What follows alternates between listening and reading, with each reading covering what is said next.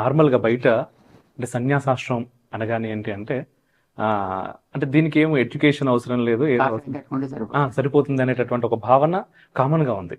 కొందరు ధర్మ రక్షణ అనే పేరుతో మాట్లాడుతూ ఇటువంటి మాటలు మాట్లాడుతా ఉంటారు. మేము ధర్మాన్ని రక్షిస్తున్నామని అని. అయితే ఈ సన్యాసాశ్రమం స్వీకరించడానికి అర్హత పొందటానికి ఖచ్చితంగా నియమం ఉంటుంది. దాంతో పాటుగా చదువుకోవాల్సింది ఉంటుంది. నేను ఒకటి చూశాను స్వామిజీ, డి. శ్రీనివాస్ గారు చేసినటువంటి డాక్యుమెంటరీ మీ పైన. దాంట్లో భాగంగా చూస్తున్నప్పుడు అనేకానేక పరీక్షలు అవన్నీ పక్కన పెడితే 48 గంటలు అంటే పడుకోకుండా, తినకుండా ఉన్నారు. అంటే సన్యాసం అనేది చాలా రకాలుగా ఉంటుంది. ఇంకా ఒక వ్యక్తికి జీవితంలో భౌతికమైన సుఖాల మీద విరక్తి కలిగితే కాషాయాన్ని ధరించి తను సాధువుగా జీవించవచ్చు. సో అది ఒక రకం. అది కూడా మనం కాదు అని అనడానికి ఏం లేదు. తనలో ఉండేటువంటి విరక్తికి చిహ్నంగా ఉంటాడు. అది ఒక రకమైనటువంటి సన్యాసం అంటాం. లేదు, ఏదైనా ఒక సేవ చేయడానికి ఒక సంస్థాగతంగా ఉండాలి అని అనుకుంటూ కాషాయాన్ని మాత్రం ధరించి దాంతో ఆ సేవా కార్యక్రమాల్లో మగ్నమై ఉండడం అనేది ఒక రకమైన సన్యాసం. రామానుజాచార్యుల వారు 1000 ఏళ్ల క్రితం తిరుమల కొండ మీద దాన్ని సంస్కరించిన తర్వాత, తిరుమల వెంకటేశ్వరుడు ఎవరో తెలియకుండా ఉండేది ఆ రోజుల్లో. ఓకే. సో దానికి ఒక సంస్కారం జరిపి శంఖచక్రాలు స్వామికి సమర్పణ చేసి నుదుట నామాన్ని దిద్ది ఆ స్వామిని ఫలానా అని నిరూపణ చేసి దానికి ఎంత వ్యవస్థాగతం చేసేదాన్ని. ఆ చేసిన వ్యవస్థ చూడాలి అని అంటే గృహస్థులైతే సరిగా చూడడానికి అవకాశం కుదరదు కనుక, ఎందుకంటే వాళ్ళకి ప్రయారిటీ అంతా ఫ్యామిలీ మీద ఉంటుంది.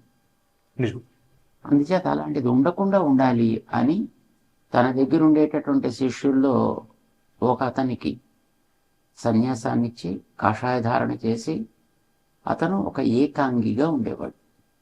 ఏకాంగి అంటే సన్యాసికి కాషాయము, కమండలము, దండము అని ఉంటాయి. ఇది అంగాలు. అతని ఒకటే అంగం అంటే వస్త్రం ఒకటే ధరిస్తాడు. అంటే అతన్ని ఏకాంగి అని అంటారు అనమాట. సో ఏకాంగిగా ఉండి సేవలు చేయి నువ్వు, వెంకటేశ్వర స్వామి యొక్క నిర్వహణ బాధ్యతని నువ్వు చూడాలి. ఎందుకంటే అప్పట్లో అదంతా అరణ్యం, టీకారణ్యం తిరుమల అంటే. ఇప్పుడంటే అక్కడ వెళ్ళడానికి పోటీలు పడి పెడతారు, కానీ అప్పట్లో అసలు ఎవరు ఉండేవారు కాదు. అక్కడ భయంగా ఉండేది. అంటే అలాంటి చోట్ల ఉండి నువ్వు ఆ సేవలు చేసి జాగ్రత్తగా ఆలయాన్ని చూస్తూ ఉండు, దేవుడికి సేవల్లో ఏ కొరత రాకుండా చూడాలి అని ఒక అతన్ని పెట్టారు. కొంతకాలం అయిన తర్వాత కాస్త ప్రాచుర్యంలోకి వచ్చిన తర్వాత ఆ ఒక వ్యక్తి చాలకపోయేటప్పటికీ ఆ పెట్టినటువంటి వ్యక్తికే దండాన్ని ఇచ్చి దండి సన్యాసిగా మార్చి త్రిదండి సన్యాసిగా అతనికి ఒక స్థానాన్ని ఏర్పాటు చేసి అతని కింద మళ్ళీ 4 ఏకాంగుల్ని పెట్టారు. ఇప్పుడు ఏకాంగులు అని అంటుంటారు అక్కడ. సో వాళ్ళని ఏర్పాటు చేసి అవసరం ఏర్పడ్డప్పుడు రాబోయే కాలంలో ఇంకా మరి కొంతమందిని కూడా మనం ఏర్పాటు చేసుకోవచ్చు అని ఒక అవకాశాన్ని కలిగించారు అని మనకి గ్రంథం చెప్తోంది. సో అలాంటి సన్యాసం ఒక రకమైన సన్యాసం. ప్రసిద్ధంగా వచ్చే పరంపరల యొక్క సంరక్షణ కోసం ఇప్పుడు మనకి ఎన్నో రకాలైనటువంటి సిద్ధాంతాలు ఉన్నాయి. ద్వైతమని, అద్వైతమని, విశిష్టాద్వైతమని, శుద్ధాద్వైతమని, అచింత్య భేదమని, ఇలా రకరకాలు. అంటే తత్వాన్ని నిర్ణయం చేసేటటువంటి విధానం. వేదాలని అంగీకరించి వేదాల్లో చెప్పినటువంటి తత్వాన్ని అర్థం చేసుకుని అది 1, 2, 3 లేదా అసలు అనేకమా, ఏకమా, రూపం ఉందా లేదా, గుణాలు ఉన్నాయా లేవా, అది అల్టిమేట్ తత్వానికి వాటి నిర్ణయాన్ని చేయడం కోసం ఏర్పడ్డ ఒక సంప్రదాయం. అది ఒక పరంపరాగతంగా వచ్చేటటువంటి సంప్రదాయం. ఇలాంటి సంప్రదాయ సంరక్షణ కోసం అని ఎత్తులుగా తయారయ్యే వాళ్ళు ఉంటారు.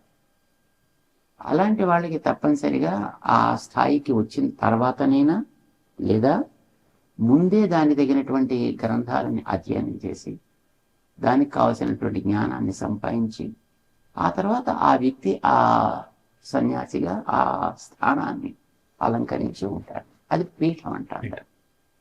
సో అలాంటి పీఠాల్లోకి వచ్చేటప్పుడు వాళ్ళు శాస్త్రం చదివిన వాళ్ళు ఉండాలి. వాళ్ళు మాట్లాడింది ప్రమాణం కావాలి.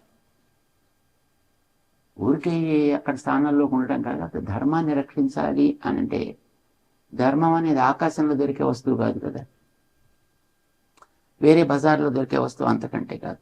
ధర్మం అనేది శాస్త్రాల్లోంచి రావాలి, గ్రంథాల్లోంచి రావాలి. అంటే దానికి ఒక ప్రమాణం కావాలి. నేను చెప్పిందే విసన్న చెప్పింది వేదం అన్నట్టుగా ఉంటుంది కదా. దానికి ఒక ప్రామాణికమైనటువంటి గ్రంథం అథారిటీగా ఉండాలి. ఆ గ్రంథాన్ని వాడు చదివి ఉండాలి, అవసరమైన వాళ్ళకి చెప్పగలిగి ఉండాలి, అందులో ఉండేటువంటి తత్వాన్ని వివరించగలిగి ఉండాలి, అలాంటి వాళ్ళని ఆదరించగలిగి ఉండాలి. సో ఇవన్నీ ఉండాల్సినటువంటి లక్షణాలుగా వాటిని నిర్వహించగలిగేటువంటి యోగ్యత ఒక వ్యక్తికి కలిగించి పీఠం మీద కూర్చోబెట్టడం కానీ, లేదా పీఠం మీద ఒక వ్యక్తిని చిన్న వయసులోనే కూర్చోబెట్టి అతనికి ఆ యోగ్యతల్ని ఒక్కొక్కటి కలిగించడం కానీ, ఇటుకని ఎలాగైనా జరగచ్చు. అది మనకి ప్రామాణికంగా ఉండేటువంటి సన్యాసం అంటే అది. అప్పుడు వాళ్ళు దండి సన్యాసులు, ఏకదండ లేకపోతే త్రిదండ.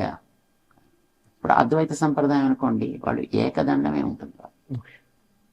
ఇప్పుడు మాలాంటి వాళ్ళకి త్రిదండి అని అంటారు, త్రిదండి సన్యాసం అంటారు.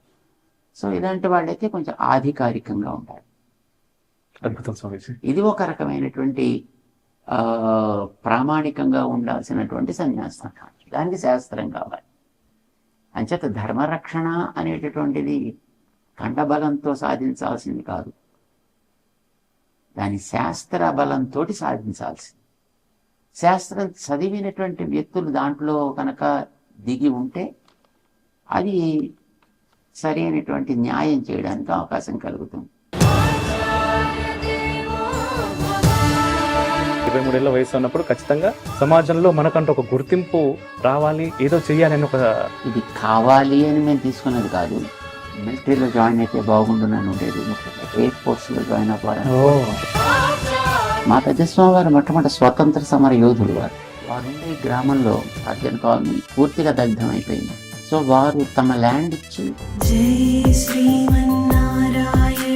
అప్పట్లో పండితులకి పబ్లిక్లో ఇలా ఉపన్యాసాలు చెప్పడం అలవాట్లు లేవు. ఇప్పుడు వచ్చినవాడు రానివాడు ప్రతివాడు ఉపన్యాసాలు చెప్పేవాడే.